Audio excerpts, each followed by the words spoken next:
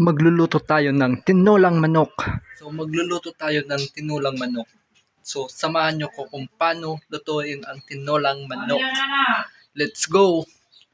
So una mag-ano tayo ng sibuyas, bawang.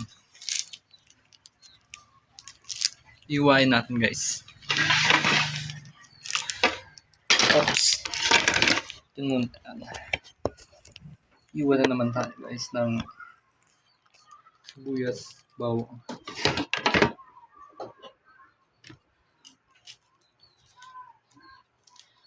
Una muna guys, sibuyas.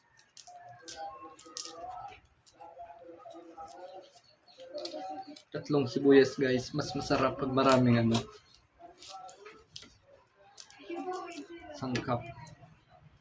Para mas malasa guys, dapat maraming sangkap. Ganyan ang pagluluto guys. Dapat ano lang, pogi ka lang.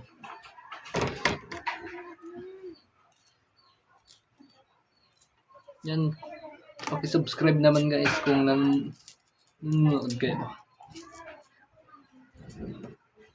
Sa mga mahilig magluto dyan, shout out po sa inyo. Oops. Sunod guys, binalatan ko ng sibuyas, ngayon iwain natin. Ganyan guys pag umiiwa.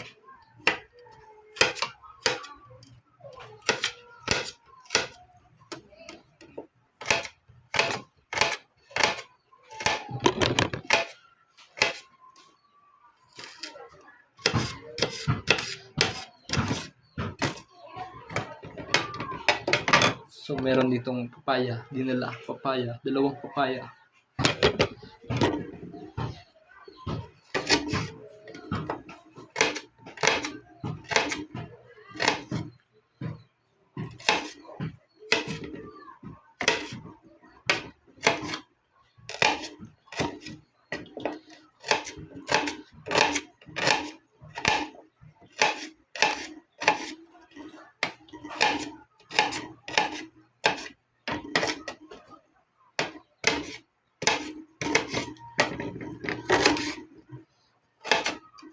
Nakakaluwa talaga guys.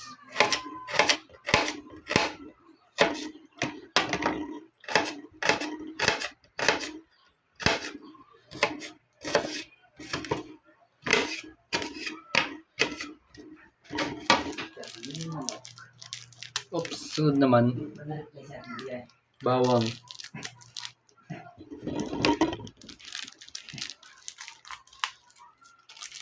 Masarap guys pag ano, kumplito ricado.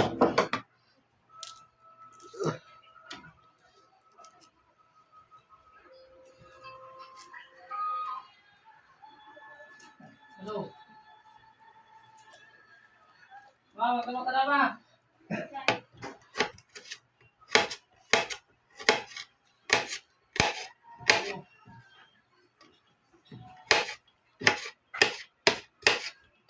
Yo. Ma, magdara ka na ano ba? So guys, luya naman para pampawalan ng lansa. Magpulang mo yung sito lang.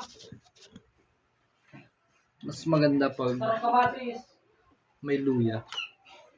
Tapos sili.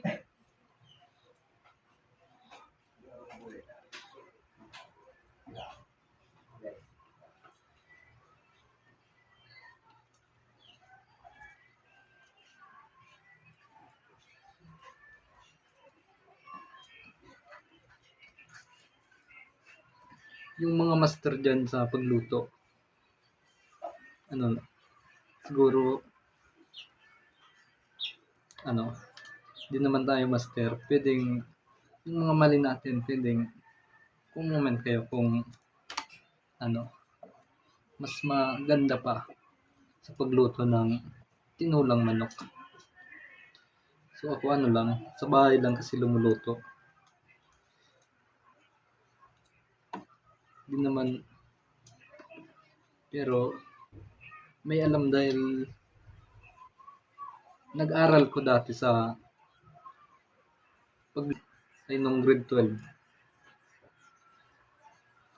Yung Road 12 kami. Kaya may mga vlog na pagluto tayo guys. Iniwan ko na guys ang luya.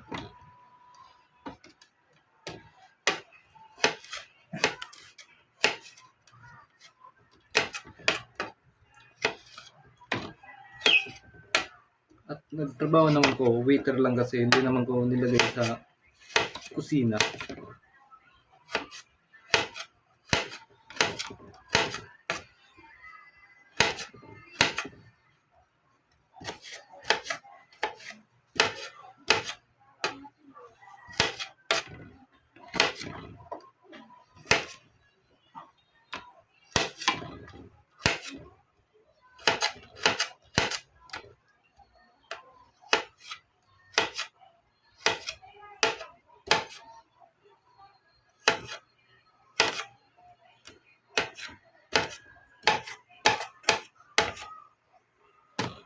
So guys, tapos na natin niwain sibuyas, bawang, luya. Sunod, gigisayin natin. Kaya, tara. So guys, ito na ang mantika. Ilalagay na natin.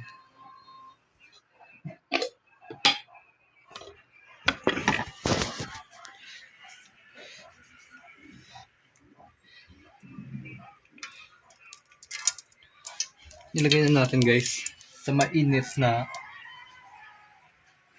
lutuan. Sunod,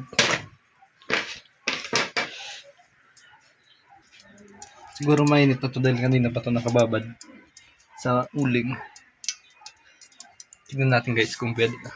Lagyan natin ng isang pirasong sibuyas.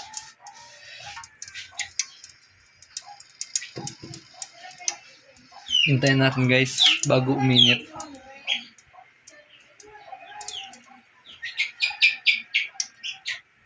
Yan, shout out sa mga subscriber natin. Maraming salamat sa pagsuporta.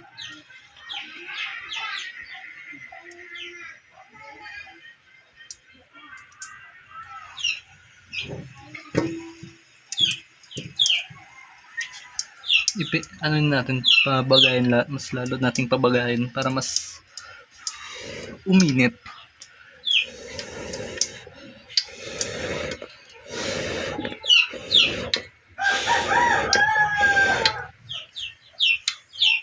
So guys, mainit na guys, nakikita ko na.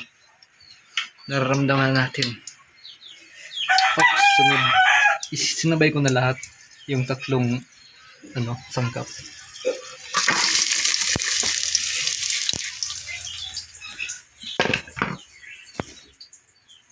So, yun guys, inalon natin yung mga sangkap.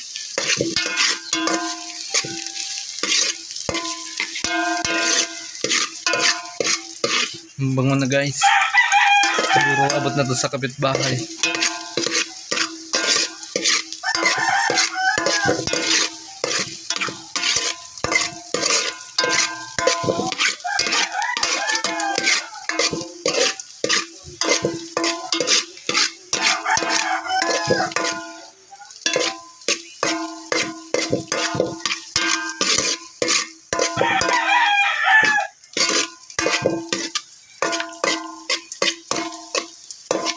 Yan, shout out sa mga Bicol vloggers din. Salamat sa pagyakap sa atin.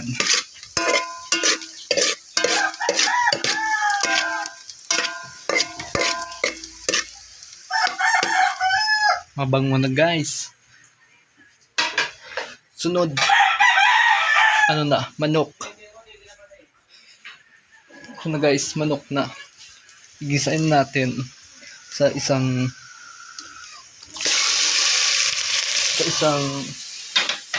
basong tubig guys bago lagyan natin ng maraming tubig.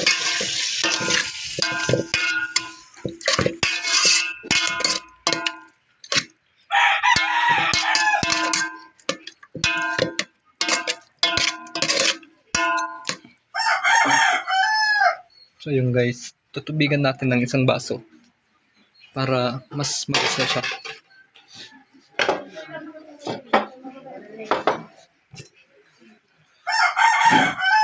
So, lagyan natin ng isang baso tubig.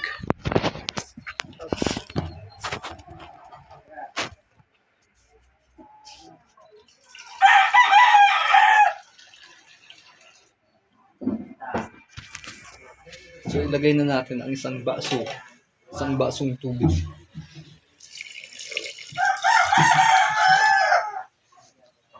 Ayun na guys. Yan, shout out sa mga Pasako Vloggers team Matinabang dyan. Maraming salamat sa suporta nyo. Yan, habang inihintay natin kumulo. So, ano natin yung papaya? Babalatan. Ano yun ma? So, balatan na natin ang papaya guys. So, medyo makate. Dapat, ingat lang tayo. Namano ang balat natin ng dugta nito. So, yun guys, medyo, matagal pala to. Mas dikit pala ang balat ng papaya guys.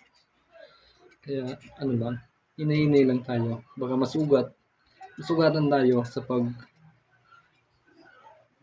pagbalat. Dahil, baka madulas kasi guys, ang papaya pag binabalatan. Hirap pag wala ka na stand para patungan ng cellphone.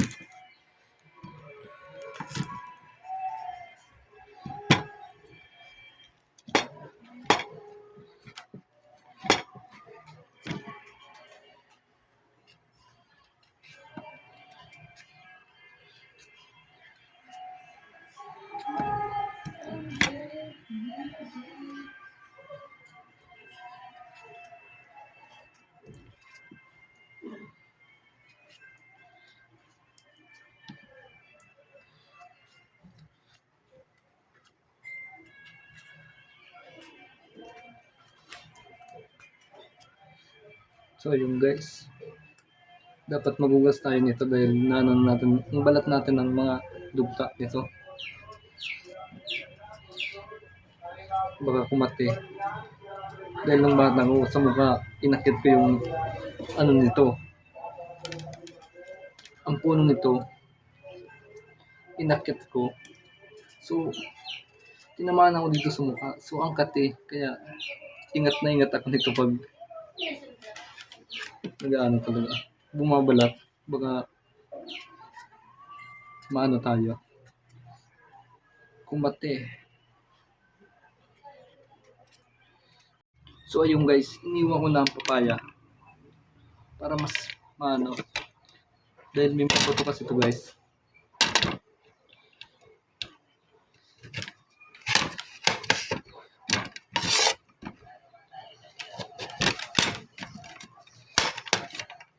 May mga yan guys, buto. Baka makasama, kaya natin, tatanggalin natin yan.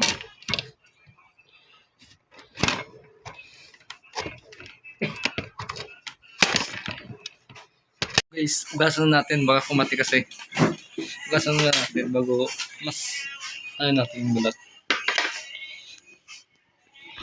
Pagkatapos natin, yun natin yung ginisa natin. Hinalo natin.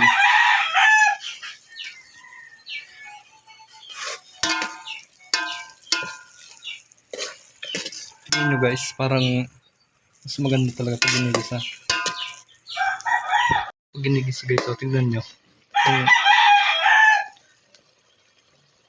Mas lumalabas kasi ang mantika guys. Mas yung mas masarap. Pero kunti lang dahil naman, may mantika na talaga siyang lumalabas. Isayin natin muna. Palabasin natin ang mga niya, lasa. Mas lumalabas kasi guys ang lasa pag ginigisa. Paminta na. Ilalagay natin ang paminta habang ginigisa. Oops.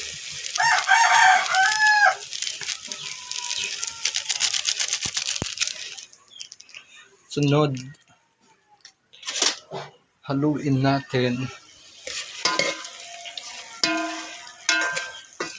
So guys, kukuha na tayo ng tubig para ilagay dito.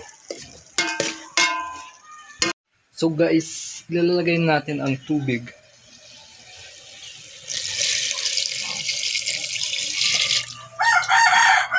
So 3 tubig na ganito ilalagay natin.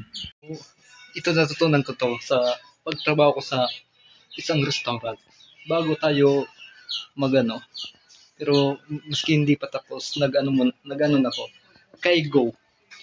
Clean as you go. Lilinisan natin ang area natin para mas malinis. Titignan natin kung kumukulo na ba. Ayun na guys, kumukulo na. Ilalagay na natin ang papaya. Para lumambot na.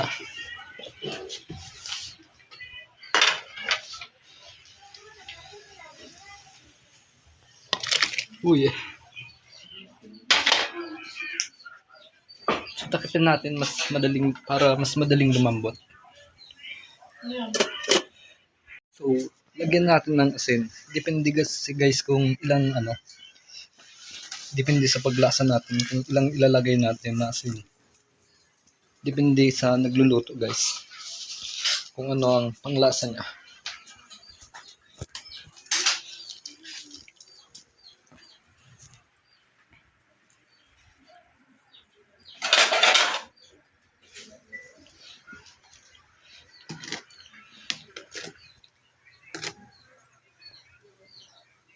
So, lasahan natin guys.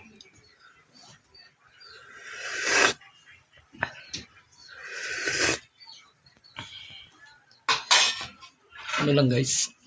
So, mamaya natin malalaman pag nilagay na natin ang paasim kung ano na talaga ang pinakalasa niya. Yung guys, nilagyan natin ng kalamansi guys. Mas depende kasi kung anong ilalagay yung pang-asim. Sa kaya kalamansi, lang, natural, mas masarap.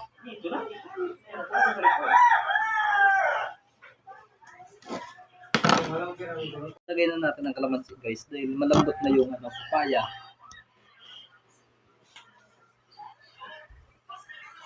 So guys, gumamit tayo ng saraan para sa buto ng kalamansi.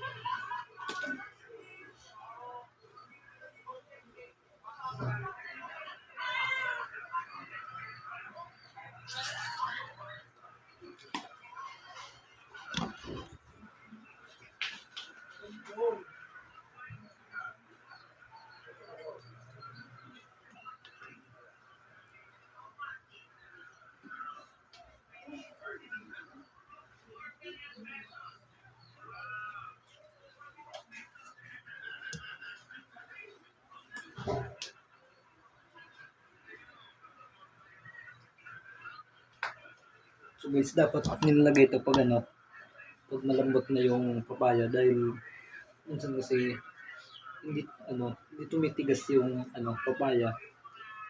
So guys, lalasahan natin kung paano kaasim para malagyan natin ng mga sangkap na dapat kung anong kulang sa nilagay natin kanina. Ipampasarap.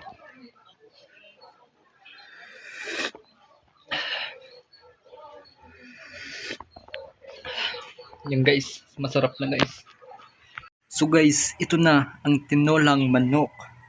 So kitang nyo na kung paano kasarap.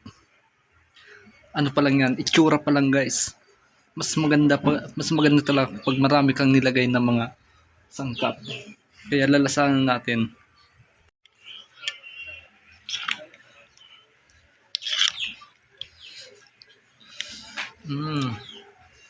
Amoy pa lang guys.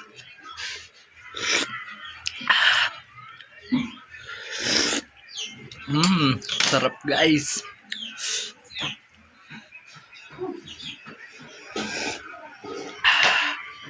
Yan, subscribe lang kayo para malaman nyo kung paano mga niluluto natin and para makano kayo sa mga pinupost ko. Thank you.